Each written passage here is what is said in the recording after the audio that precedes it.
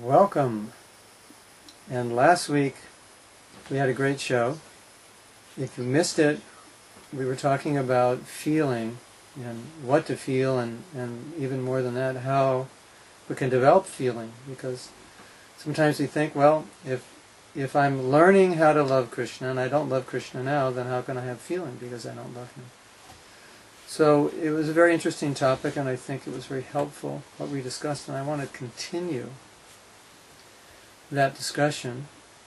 And this time I want to use some of the prayers or the meanings that the Acharyas, previous spiritual masters, have given, because it shows us what they're feeling. And we may not be able to feel what they're feeling, but some seed of that gets planted in our hearts when we hear what they're feeling, and some inspiration to feel that. Just like the other day I was reading Bhaktivinoda Thakur, and he said, when I chant the holy name, I feel like I'm swimming in oceans of nectar, or I feel like I'm showering. There's showers of nectar pouring on me. So just by reading that, I realized that that's available to us. At least that's the result of pure chanting. And it's inspiring. It's like a little appetizer, but that's out there. So similarly, when we hear other prayers of what the great devotees are hankering for, it produces some seed of hankering. But before we begin, we're going to douse you with some nectar from this wonderful book.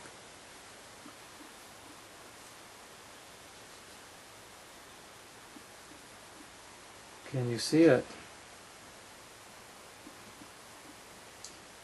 Does Krishnadas.com sell this book? If they don't, they should. Check it out and see. We're going to let you know. This book is full of nectar. Very, very good reference book. I'm going to read a few references so you get an idea. This is from Bhaktivinoda Thakur. He says, the showering of compassion to all fallen souls by loudly chanting the holy name of Krishna is the essence of all forms of religion. The showering of compassion to all fallen souls by loudly chanting the holy name of Krishna is the essence of all forms of religion. So if we give anyone the holy name, anyone hears the holy name from us, that is an act of great compassion. Even if you don't feel compassionate, it still is an act of compassion.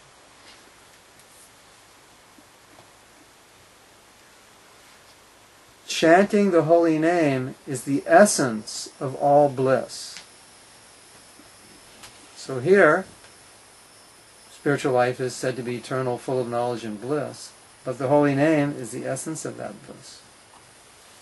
What does the essence mean? Like you have an essential oil. You boil down and get the essence.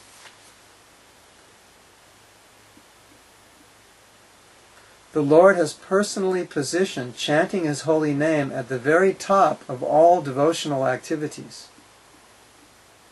This is the best of all activities. It's actually the highest. If we're chanting purely, it's the highest service. I don't know if I told the story, but I will tell it now. Malati tells the story that she was one time ill, and Prabhupada went to visit her in the hospital, and she apologized that she couldn't do any service, and she said, all I can do is chant. And Prabhupada said, that is the highest service. That's the ultimate goal.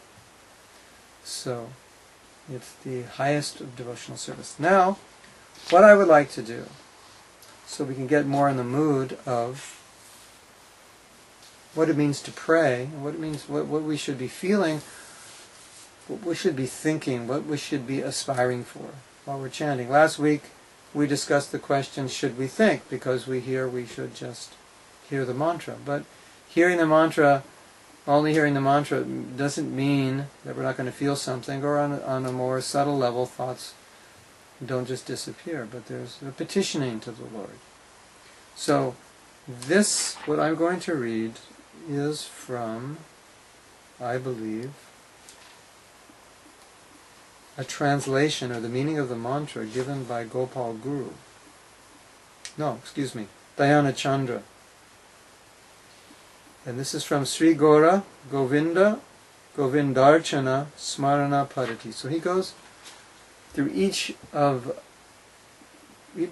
of the mantra, and he gives the definition, and we'll discuss each one. Hare, He Hare Machchitam Ritva Bhava Bandhanam Mochaya. O Radha, please capture my inner heart and deliver me from the bondage of material life. So when I read this verse, I thought of Shishashtakam, when Mahaprabhu says, Vishame Bhavam Buddha. I've fallen into this horrible ocean of material existence. And now I pray that you pick me up. So that this verse is expressing a similar mood, that I'm in the bondage of material life. We feel the bondage every day. We know what it is. So when we're chanting, one of the moods that we develop chanting, or should have, or one of the feelings we should have, is that I don't like being bound. I feel somewhat helpless. I feel weak. And this is always the mood of the devotee, that although we have our intention, we have our desire, we know our own weakness. So we're always praying, Krishna, Gurudev, previous acharyas, Srimati Radharani, Prabhu Nityananda, Sri Chaitanya Mahaprabhu, Thakur Haridas, please give me the strength to chant the holy name. Please pick me up from this ocean and endow me with spiritual power. So this is one of the things that's happening. It's simultaneously another thing that is happening, or should be happening, or could be happening. Bhaktivinoda Thakur says, when we chant, we should be chanting with intense contrition. Contrition means remorse. So what are we remorseful for? Well, in a previous show I explained that chanting is not only a process, but it is a, my little portable flip chart here, it is a, let me put my book down, hold this up, it is a relationship. Unfortunately, in the conditioned state, the relationship isn't as good as it should be. Good as it can be, not as good as we want it to be, not as good as Krishna wants it to be. So, Bhaktivinoda Thakur, in his saying that we should chant with contrition, remorse, what are we remorseful for? We are remorseful that we are separate from Krishna. We are remorseful that our relationship is not a relationship of pure love, but it's a relationship that is accompanied by a lot of forgetfulness. It's a relationship that is accompanied by a lot of desires other than the desire to serve and love Krishna. And particularly, it's a relationship in which we have fallen into this material world separated from Krishna.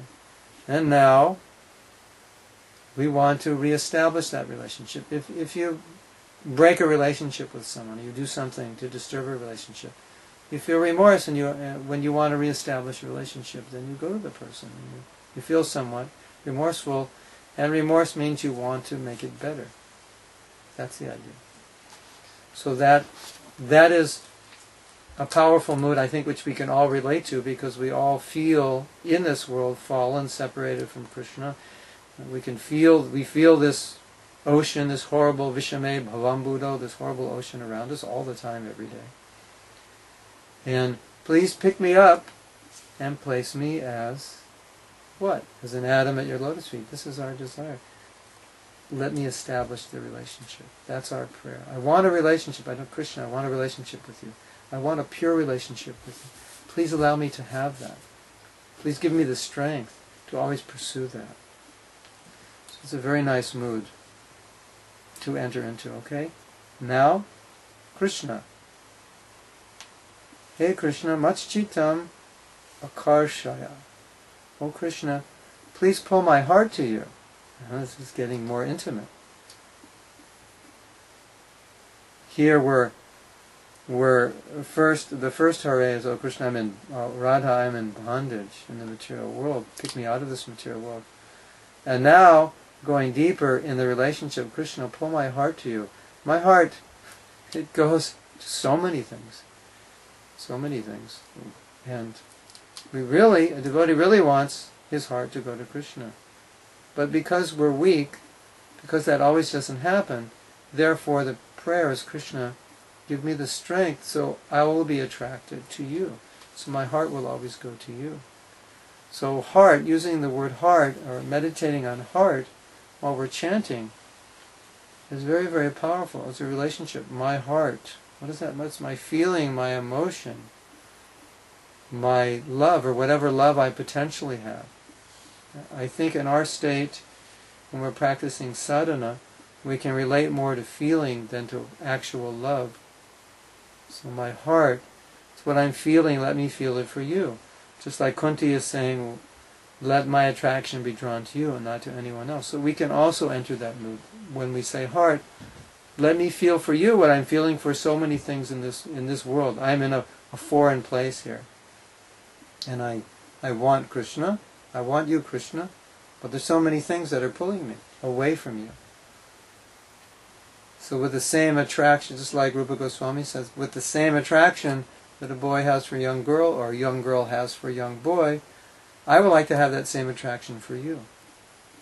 So when we're praying in this way, it is if we're not feeling it, it's still an aspiration.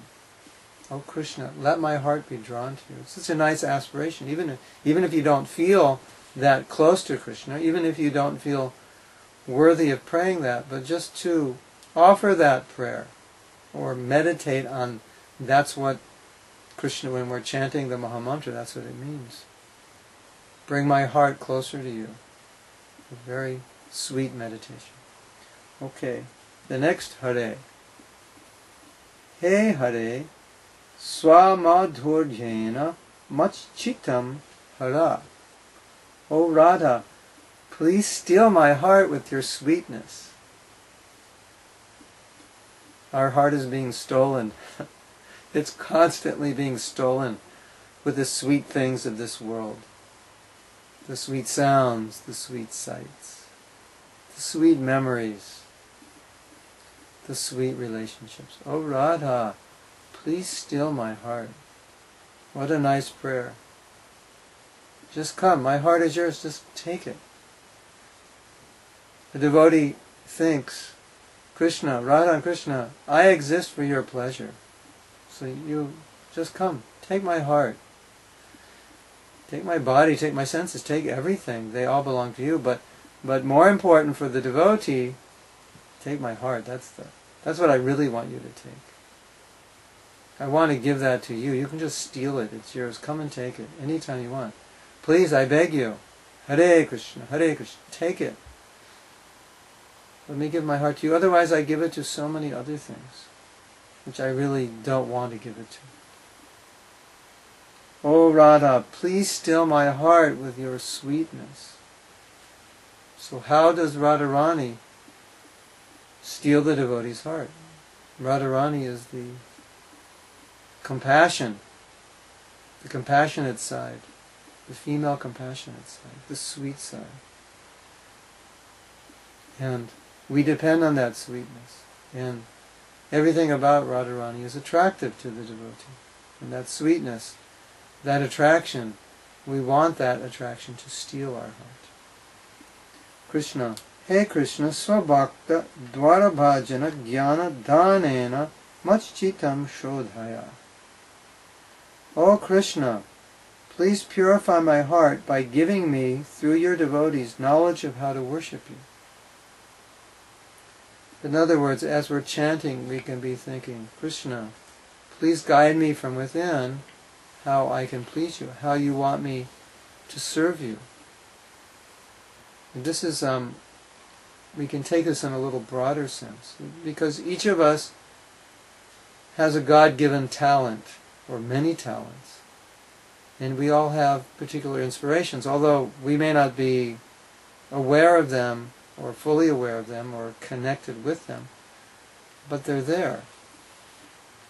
And so, when we're chanting, we can be in that mood of praying, Krishna, please guide me in how I can best serve you. Or we may have a particular service, very clear what our service is, and Krishna, please guide me how I can please you the most in this service. What will please you? How I can improve that service? Or the quality of that service. How can I do it in a way that will please you? Now, one time, Srila Prabhupada wrote, one of the leaders of our movement, he said, you should challenge the devotees. give them a challenge. What's that challenge? He said, give them a challenge that will extract more bhakti out of their heart. So a lot of times for us the challenge is really just to connect with what most inspires us.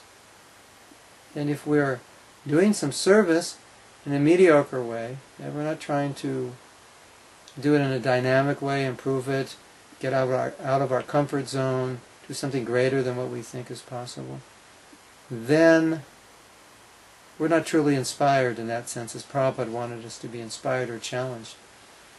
So when we're chanting, we can pray to Krishna. There are many ways we can pray to Krishna. Sometimes you can even pray to Krishna just to give you more ideas, bigger ideas, broader ideas, how to expand your service. And Prabhupada he said once, he said, my disease is that I could never think small. And we can see that Prabhupada infected many of his disciples with that disease, that even though the disciples are working so hard and have very little time to expand, still they're thinking, we have to do more, we have to expand more, we're not doing enough.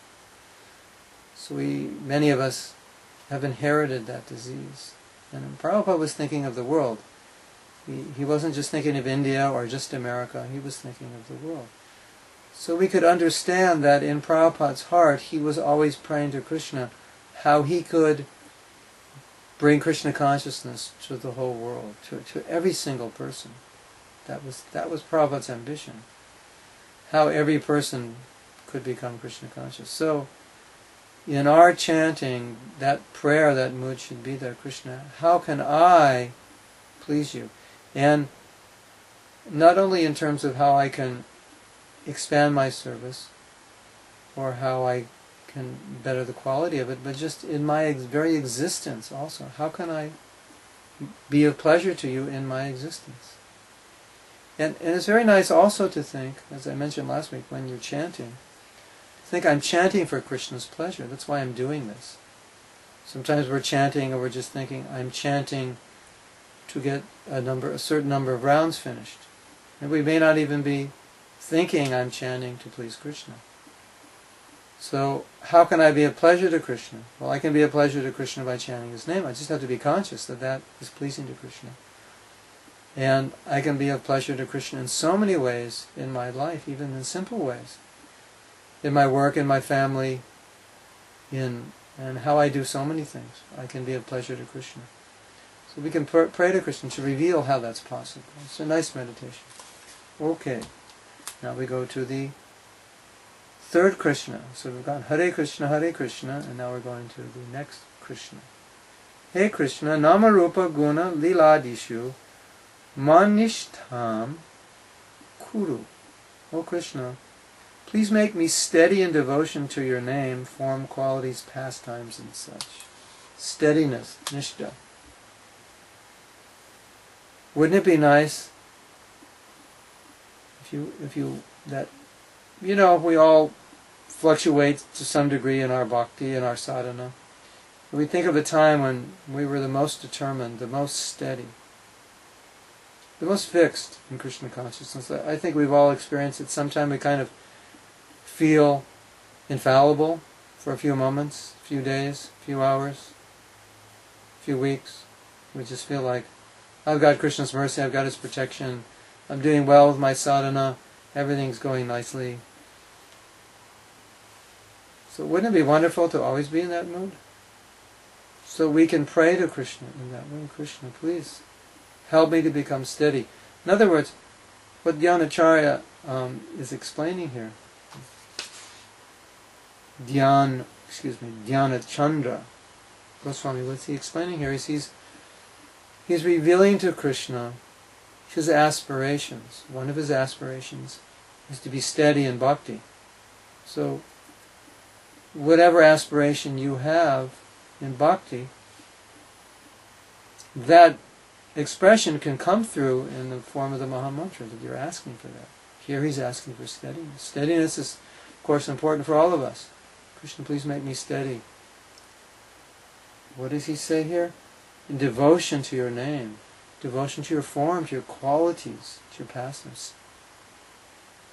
steady in thinking about you. Man mana bhavama bhakta. So it's a nice prayer. Steady. Steadiness is a symptom of advanced bhakti, but it's also a symptom of our own intention to be a better devotee. Because Srila Prabhupada has taught us that steadiness is not necessarily a quality that is only achieved by advanced devotees, but steadiness can be achieved even when material desire is very strong. And how is that possible? Because one would think, well, if material desire is strong, if we're being pulled by our senses or pulled by the modes of nature, how could we be steady? And the Prabhupada explained, it's not like that. It's not a question of desire being there or not being there. It's a question of determination. So even though desire is there, we can be steady. Sometimes we give in because desires are strong. Sometimes we give in to circumstances. Well, the circumstances are not ideal. I hear this all the time from devotees. Well, in this particular circumstance, I do well. In this particular circumstance, I don't do well. In this particular circumstance, it's easy to chant. But when I'm in this circumstance, it's so difficult for me to chant. I don't chant well. And my answer to them is always, what I think is the most obvious, is that if the circumstance is difficult, it requires more effort to deal with it. I think a lot of times we kind of put our effort out on an equal level. So we give the same amount of effort in the easy situation and the difficult situation. But if the situation is difficult, we have to put out more effort. So we shouldn't give in and saying, well, in this situation it's difficult to chant, or in this situation it's difficult to be steady, or when I'm here, this is difficult, or when I do that, it's difficult. We should just assess the situation and see what we have to do to remain steady, to remain strong in that situation. Otherwise, we're kind of just like giving in and acknowledging that, well, in this situation I'm just not going to do well. It's just the way it is. And that's not true. It doesn't have to be that way. I mean, to some degree, that may be true, depending on the situation. But in general, certainly we don't have to give in to that. So, make me steady. Make me steady. Give me the intelligence. How to be steady in situations where it's difficult for me to be steady. You know, Krishna is like, he's so intelligent that if he gives us some of his intelligence, it becomes very easy to see how to get through difficult situations. A lot of times when I'm chanting, I'm asking Krishna, please give me the intelligence. It's kind of like I feel like I'm in a forest and I can't figure my way out, and I just need someone to show me. So a lot of times I think that Krishna, he's that guide. I think of him like the guide, and he can show me. I'm lost here. And if he gives me the intelligence, then things become very easy and very clear. Oh, that's how to do it. Oh, that's how to think. I'm sure you've all experienced that. That sometimes you just need a certain way of thinking about a situation to be able to deal with it. And then Krishna, sometimes he just gives it. He just shows you. Just think like this. And you think, oh yeah, if I think like that, it'll be very easy to deal with it. So what I'm saying is, don't give in to the situation if it's not ideal. Ask Krishna to help you how to better deal with the situation.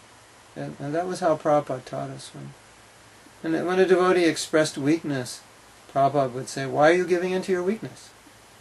In other words, if you're committed to Krishna consciousness, why would you give in to weakness? So if you're committed to Krishna consciousness, and you're in a situation that's difficult, then Prabhupada would say, why are you giving in to that difficulty? Why aren't you dealing with it? Just like if you're sick. Let's say you're really sick. And you think, well, I'm so sick, I'm not going to do anything about it. That's stupid. When you're sick, it's the time to do something. You take more care of your health. So if the situation is difficult, then we shouldn't just say, well, it's difficult, I can't do anything, I shouldn't do anything, it's just the way it is. No, that's the time to do more, because it's difficult. Okay. Now, let's read some more.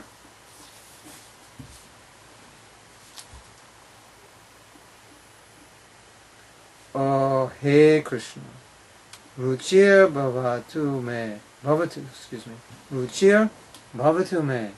Oh Krishna, please may I develop taste for you. We've talked a little bit about taste.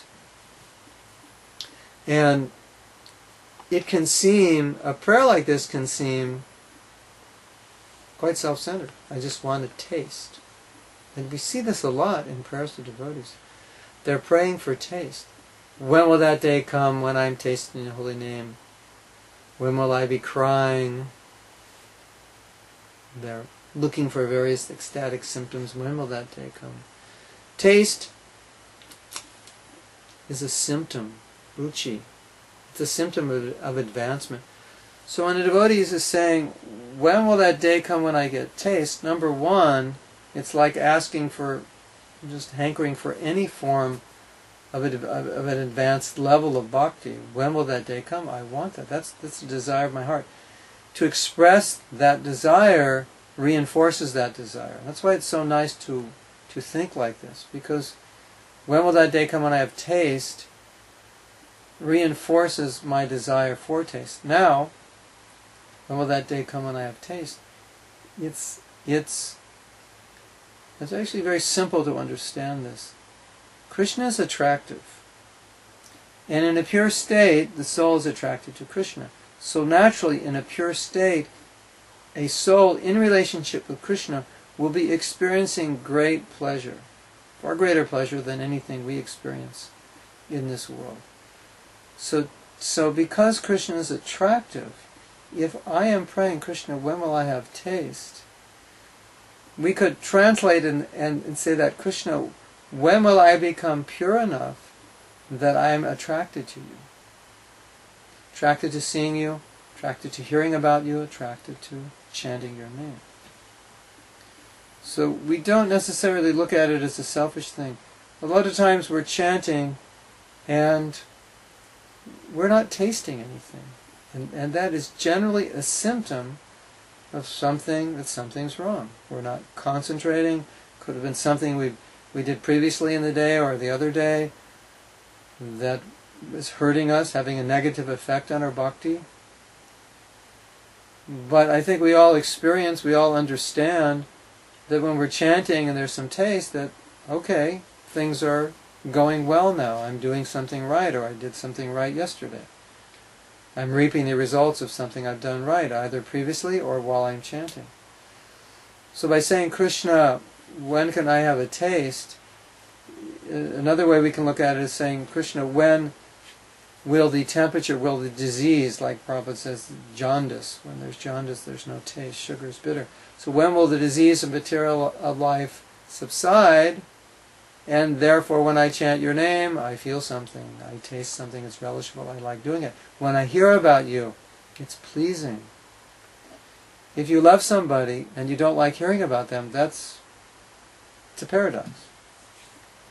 If you love, I love you very much, but I really don't like your name. I don't like seeing your name.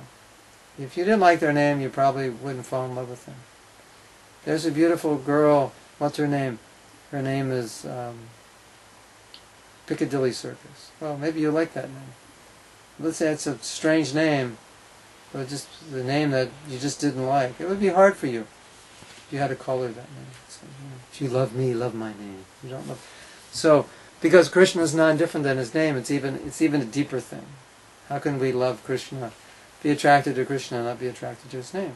So naturally, when we're praying for taste for the name, for the form, for seeing Krishna, it's really a prayer. Krishna, when will I be pure enough that I'm attracted to you? A devotee's aspiration is to be a vehicle for Krishna's pleasure. But Krishna is pleased if we're relishing his association. It's a relationship. So, we talk a lot about relishing. And relishing can seem very selfish. But in a relationship, naturally, there's relishing going on. If there's not relishing going on, it's not really a very good relationship. When two people have a bad relationship, what goes on? There's no relishing. There's no tasting sweetness. So when we say, I want to taste sweetness with Krishna or taste something, that is a sign of a healthy relationship. And if we're not tasting it, it's a sign of a diseased relationship. Just like sometimes a couple, they may live together, but they don't do anything together. They hardly talk. So obviously, hardly say anything. The cure one of the cures to help them is to be able to enjoy together, to have a good time together, to want to be with one another. Same thing with Krishna. You know, we can imagine that Krishna feels happiness, if we feel happiness, in saying his name. If we feel happiness in hearing about him, should he feels happiness? If someone feels happiness in your presence, doesn't that make you happy? Doesn't that make you want to be with them? And you like being together? So that's the idea. When we're praying for taste, it's really praying for the attraction, to become Krishna, allow me to be attracted to you. Because if the attraction's there, the taste is there. So it's important to understand it that way. So now we'll go to the next Hare. Hey Hare, Nija Seva Yogam Mam Kuru. Oh Radha, please make me qualified for serving you. Yes, make me qualified. What is the qualification? Well, part of the qualification is to feel that I'm not qualified. Kind of a paradox here. Make me qualified. How will I become qualified? I'll become qualified when I feel that I'm not qualified. When I feel that I'm completely unworthy of your service, that's part of my qualification. When I feel more humble than a blade of grass, that's part of my qualification. But also, Prabhupada said, we should see how the 26 qualities of the Vaishnava are developing within us. So Krishna, please, Radha, please, help me develop the qualities of a pure Vaishnava. That will be pleasing to Krishna. The more, just like if I can develop some humility, that makes me more qualified to serve Krishna. If I can develop some compassion, it makes me more qualified.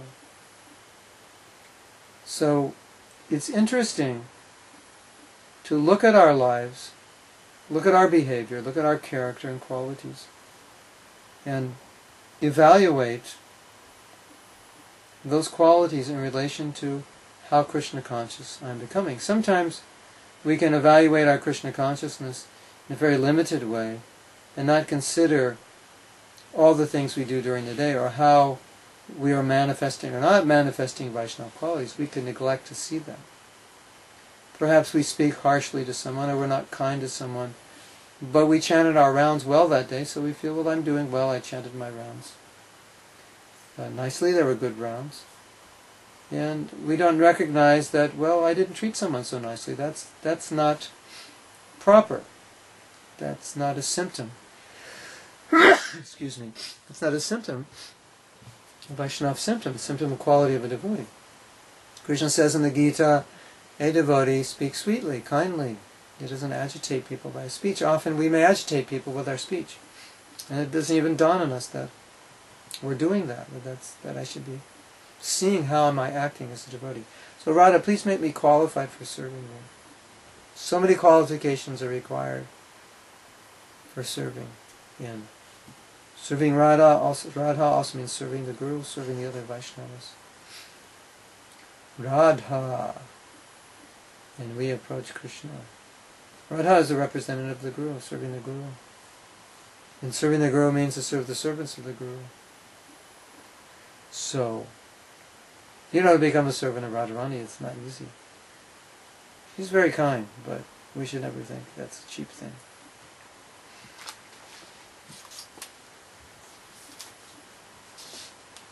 Let's go on.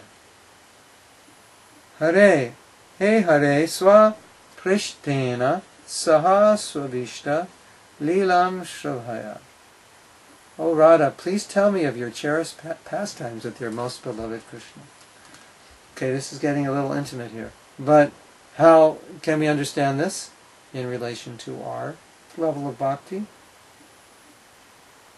Manmana bhava mad bhakto. Krishna, I want to think of you. Sometimes I think that on a good day, I might think of Krishna a few seconds here and a few seconds there.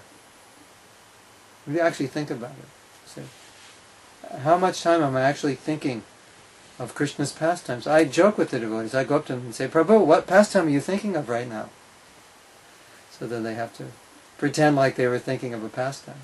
So in the perfect state, we should be, oh yeah, I was just thinking, I was just totally absorbed in this particular pastime, where Krishna was doing this, and the cowherd boys were doing this, and the gopis were looking in a distance. I was totally absorbed in that.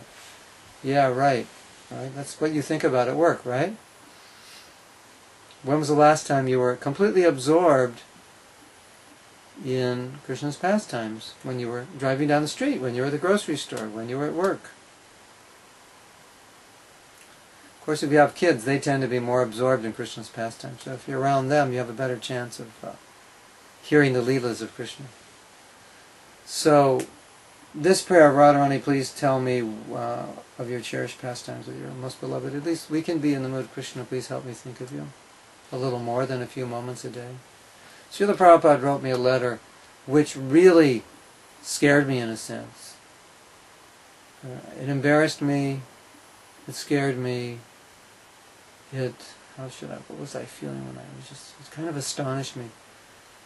I wrote Prabhupada and I said, a lot of times if I try to do a lot of service, just expand my service and go all out to spread Krishna consciousness, I get so busy that I can't think of Krishna. I just go through the whole day, I'm just working on the details of the service, and I'm not thinking of Krishna. So I said, but if I do less and I can step back a little bit and take a little more time and not be so engaged, I can think of Krishna more. So would that be better, to do less service and be a little more peaceful and think of Krishna less? Think of Krishna more, or do more service? And not worry about that. And Prabhupada wrote me back, he said, the whole point of everything is to be absorbed in thoughts of Krishna. And that word absorbed scared me. Because I thought, absorb, what's the idea of absorbed? I thought of a sponge, a dry sponge, and now it's soaking with water, it's absorbed with water. And I felt so guilty. I felt so ashamed. I said, what to speak of absorbed, I hardly ever think of Krishna. I just think, I have to go here, I have to pick up this, call this person, we have to go out at 10 in the morning and do this, we have to take care of the van, we have to order these books. I'm thinking of these things, I'm not even thinking of Krishna. At least not consciously. I'm not thinking of Krishna's Asta Kali Lila. What is Krishna doing now? Now it's the evening. Is Krishna going to Radha Kund? Is he going to meet the gopis? Is he sneaking out of his house now? Or is Krishna going to bed now? It's 8 o'clock, he goes to bed and he's going to sneak out at night. I was not thinking like that. And the Prabhupada said absorbed. So here we can understand, if that's the goal, to be absorbed in thoughts of Krishna, then as we're chanting, Krishna, please help me to remember you, to think of your pastimes, more than a few moments every once in a while. What to speak of while I'm chanting? Please help me become absorbed in thinking of you. We know, we all have to admit, we can chant the Hare Krishna Maha Mantra and not think of Krishna. It's very easy to do. I've done it, you've done it, we've all done it. It's very possible. And some people have done it for days, weeks, months, and years. It's quite a feat when you think about it. Chant the holy name of Krishna and not think of him. It's an unfortunate feat, but it's quite possible.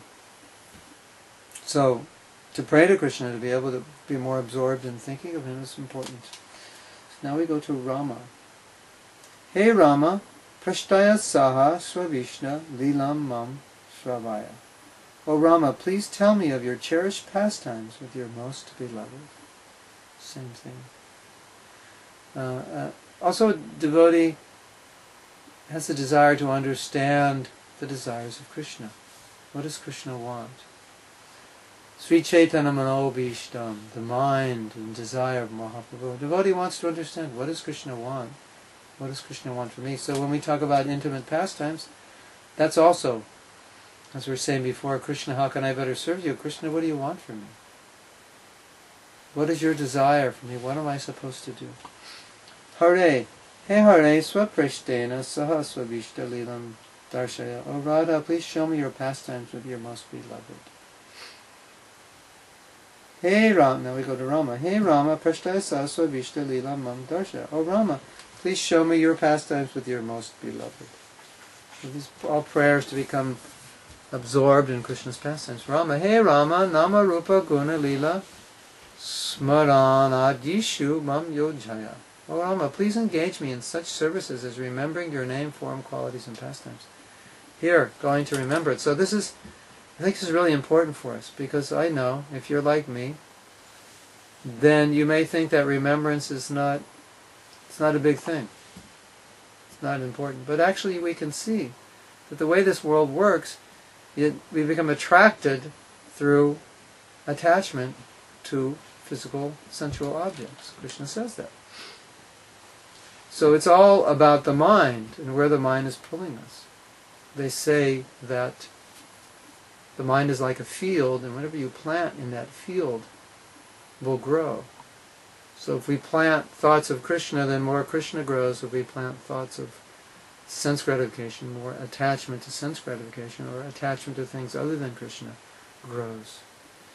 And they also say you become what you think about. So you think of Krishna, you don't become Krishna, but you become Krishna-like. You become godly by thinking godly thoughts. It's obvious. Hey Rama, tatramam nijaseva yogyam kuru. Oh Rama, please make me qualified for your service in this way. So the same prayer. Hare hey Hare mam swagir kritya ramasva. Oh Radha, accepting me as your own, take pleasure in me. So it's a nice prayer. Take pleasure in me. I was telling one of my godbrothers the other day that so often we see things of this world which we're attracted to, and then we think we would like to enjoy them. And it gets very intense when we think about enjoying the opposite sex. So I was telling him, what to speak of enjoying the opposite sex? Even this body is not meant for our, we want to enjoy some other person. Even this body is not meant for our own enjoyment. Here, oh Radha, please accepting me as your own, take pleasure in me. Isn't that nice? And then Hare. Oh Hare Maya Saha Ramasva. Oh Hare, please enjoy with me. So not that we think we're qualified to enjoy with Radharani, but at least we can think an instrument. I exist for your pleasure. Very nice meditation. I exist for your pleasure. I don't exist even for the pleasure of my own body. What to speak of the enjoyment of others' bodies.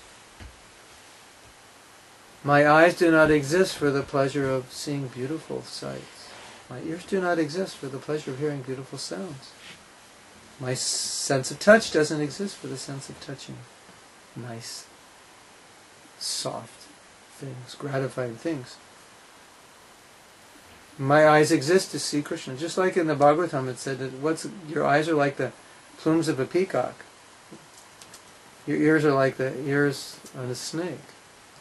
What's the use of your head if it doesn't bow down to Krishna? What are the use of your legs? They're like tree trunks if they don't go to the temple. So the body is a vehicle for Krishna's pleasure. Very nice meditation. When we're chanting, Hare Krishna, Krishna Krishna, Hare Hare, Hare Ram, Ram Ram, Hare Hare. Just make me a vehicle for your pleasure. So, these are some nice meditations. And does anyone have any questions on this? We have with us the famous one and only holy grass. Is that the grass the cows eat? Or is that the grass that grows in Vrindavan? Then we have Rasa Rasika. That Rasa Rasika is a very rasic name. It's a very juicy name. One who's really relishing. So this is relevant talk. Now we have Kevin, Bhakta Jeff, Karuna, Scott, and none other than the benevolent bear. So, before I proceed, I will allow you to ask any questions or make any comments. Rasa Rasika is always with us from Australia. It must be the morning there. Kevin in Virginia. I just drove through Virginia a few weeks ago. And the benevolent bear from, don't tell me you're from the North Pole. Where are you from? California, yeah, because that's the bear state, right? It's on the flag. A part of California? Scott from Oklahoma. Okay. If there are no questions, then it's time for a word from our sponsor. Can you see this? Whoops. I have to make sure you can see that.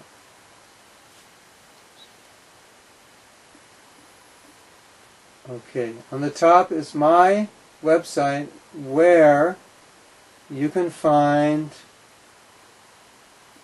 41 articles written by yours truly on how to practice Krishna consciousness. These are not theoretical articles, but practical, how to apply Krishna consciousness in your life, and particularly how to fight and deal with the modes of nature. If you're interested in our japa workshops and retreats, if you go to japaretreat.com, then you can see what we're doing. You can read testimonials from other devotees. You can see our schedule. And you can learn about our events. Or if you like to talk to a live person, if you call 188-JAPA-108, they can answer all your questions about the japa retreats and workshops. And what's coming up? I'll tell you what's coming up. September 10th, Japa Retreat Level 1 in Georgia. September 16th, Japa Retreat Level 2 in Georgia. That means you have to come to Level 1 before you can come to Level 2. And I think Level 1 is already sold out, unfortunately. But you can check if you're still interested in coming. And then, tentatively, first weekend in October, Laguna Beach. Third weekend in October, Dallas, Texas. And November, I believe, 15th through 17th, Hillsborough, North Carolina. We do our weekend japa programs. We do Friday night, Saturday, and Sunday. We're doing that in Dallas. So if you're in Oklahoma, come on down, Scott. Go on our website, check it out, and register. If you're anywhere in Southern California, that's tentative. And if you're anywhere in South Carolina, Georgia, Virginia, you can come to Hillsborough to our weekend retreats. And there may be other events that I'm not aware of.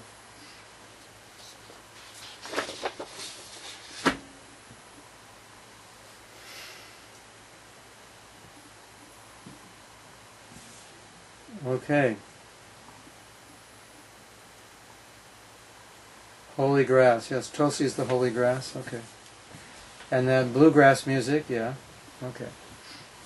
Rasarasika is asking, can you talk about the various stages of chanting? Oh.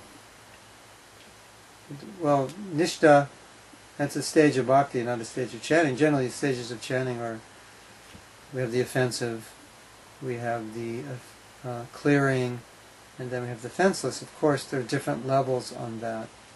But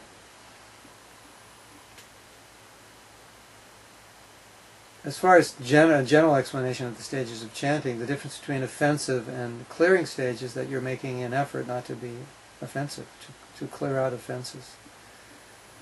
And on the offenseless stage, then there's love of Krishna. So, Nishta is a state in which many of the unwanted things in the heart are being removed. As Prabhupada said, 75%. It's a stage called steadiness, which comes over time. All of these stages of advanced bhakti are more easily achieved, more quickly achieved with better chanting. And the problem is that for many of us, we're trying to achieve higher levels of bhakti, perhaps by doing very intense sadhana, but our chanting's not good. And we can't. It has to be holistic. Everything has to be good. But if we minimize the chanting, then we're in trouble. And when I say minimize, I could say minimize neglect. And that is all based on, as we know, lack of concentration, lack of focus. That's the big offense. So, the different stages of bhakti we achieve are very closely related to the quality of our chanting. And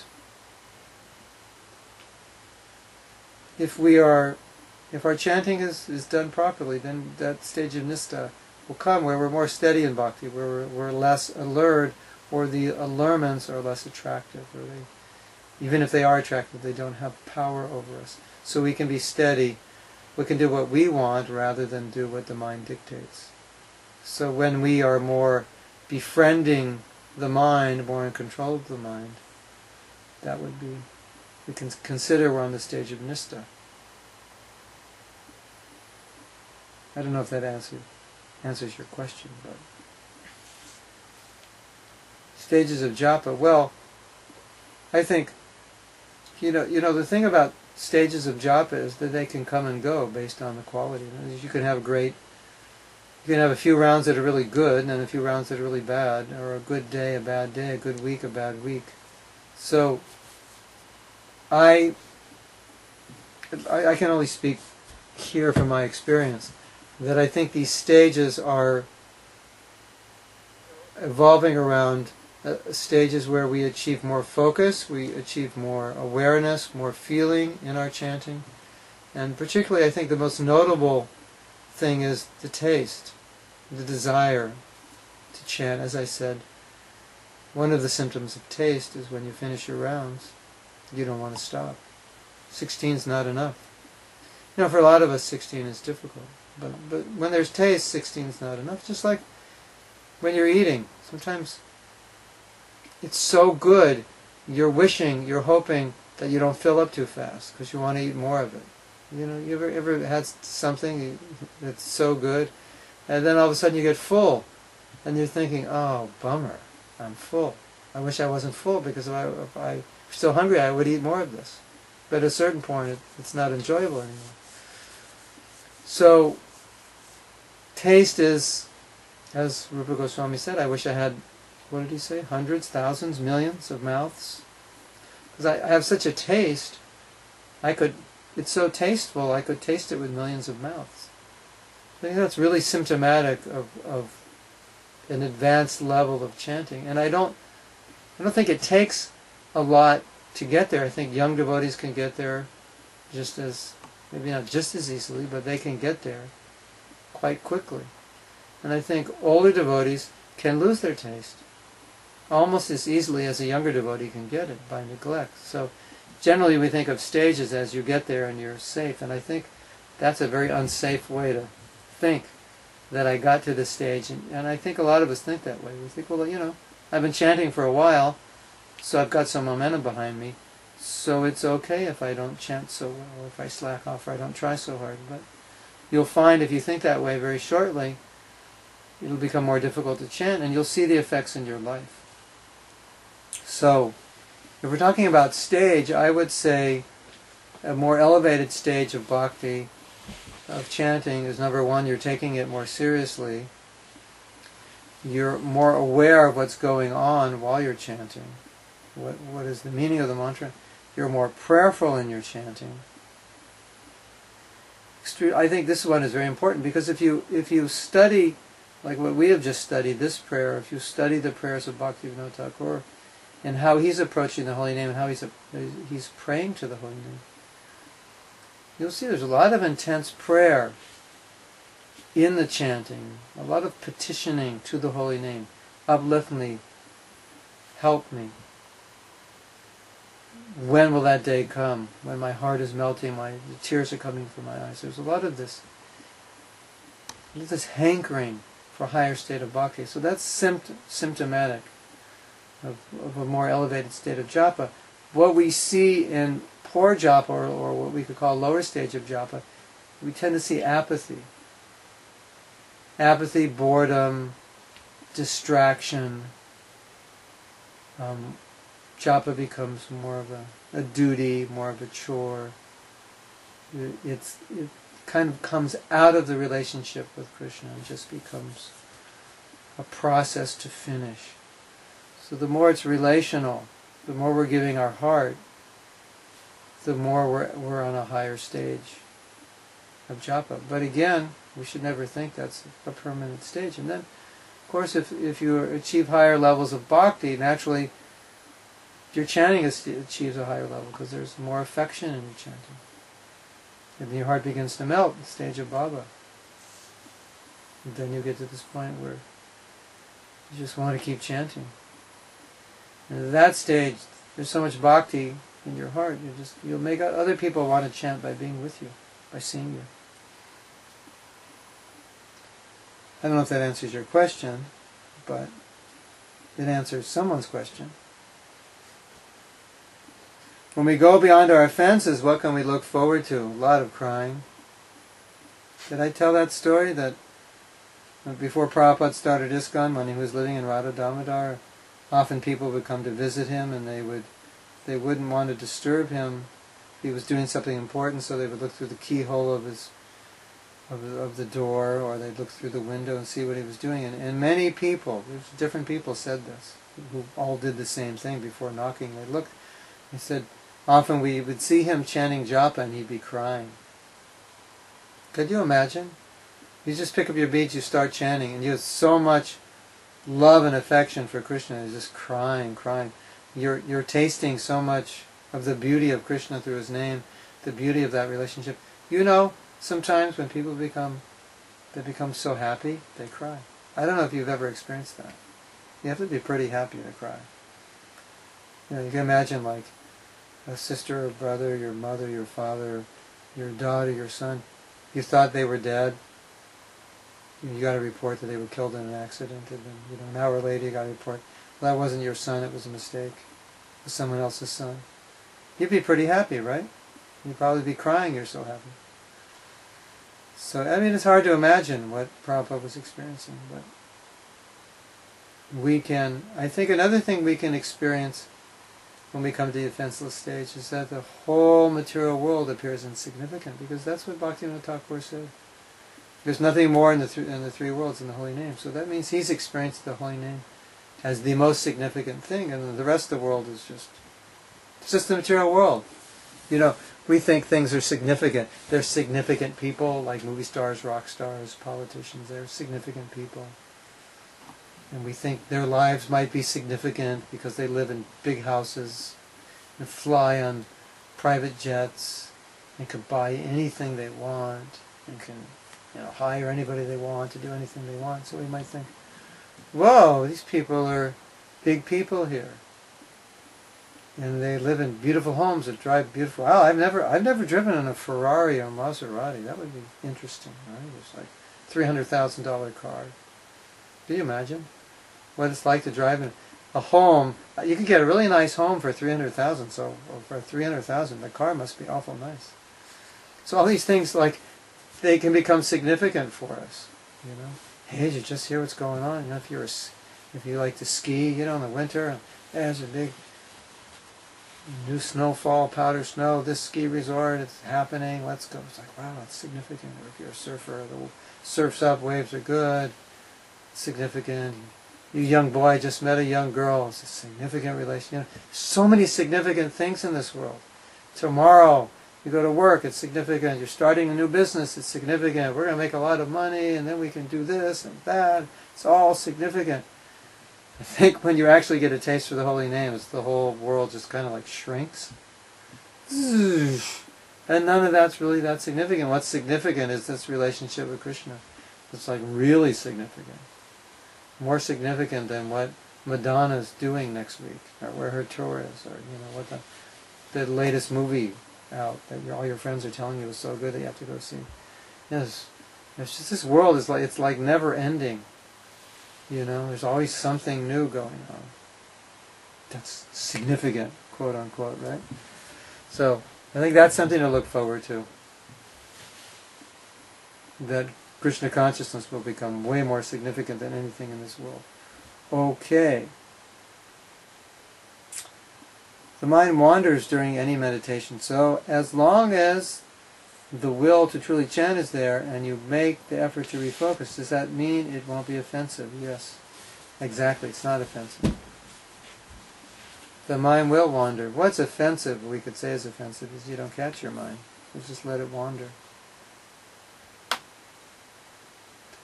You want a nice trick? I don't know if I told you this last week, but if I did, I'll tell you anyway. This man was realizing that he's a businessman. He's realizing he goes to a lot of meetings. So he was realizing in the meetings, a lot of times his mind wanders. He's not listening to what people are saying. That could happen in a one-on-one conversation. You someone's talking to you and you're like thinking about what you have to do tomorrow. Or you're thinking about how many dishes you have in the sink that you have to wash, that you don't want to wash. What do you think about anything? So he was realizing that he's partaking in important meetings, and his mind would wander. And whenever he'd catch himself, he would tap himself on his leg. Tap, tap, tap. And that would just, boom. He realized he's not listening and he should listen. So I tried that when I was chanting chapel one day. I'm chanting and my mind's going off. And I go tap, tap, tap. And I go, oh yeah, I'm not listening. And then just go back. So whatever you can do, do it. It's all good if it helps you focus. Benevolent Bear is asking, would breaking one of the principles be committing the seventh offense against God to commit sinful activities on the strength of chanting? I've read it was the worst offense, and it has been a stumbling block in the past. Well, to commit sinful activities on the strength of chanting means not solely that you're committing a sin. Committing a sin in and of itself is not, you could say it's an offense against the holy name indirectly, but directly what this is saying is, if, for example, you commit a sin, and then you think, well, I committed a sin, but it's okay because I'll chant and become absolved of the sin. That's an offense to the holy name. Now, I want to say something about confession, because this sounds like Catholic confession. Well, I chanted Hare Krishna, but Father, last night I went out and got drunk. So I want to confess, and Father says, okay. Whatever they say, I'm not Catholic, but they say something like, what do they say? You're forgiven? So then, okay, we'll forgive you. And I don't know what else they say. Did they say, don't do it again? Well, you're not Catholic, you wouldn't know. We have a devotee here who was born a devotee, so how would he know? I'm asking him, so he doesn't know. He looks Catholic, but anyway. So,